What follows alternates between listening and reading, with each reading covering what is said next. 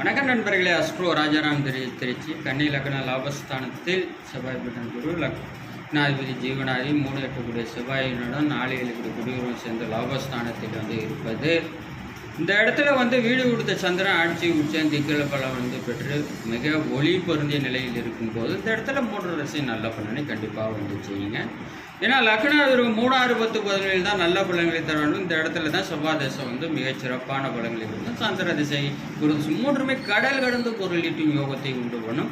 அதுக்கு மிக மிக நல்ல ஒரு அமைப்பு என்று இருந்தால் சொல்லலாம். இன்னும் பௌர்ணமி சந்திரனுக்கு 6, 7, 8 இடமாக இருக்கும்போது இன்னும் சிறப்பு ஆன ஒரு பலன்களை கொடுக்கும்.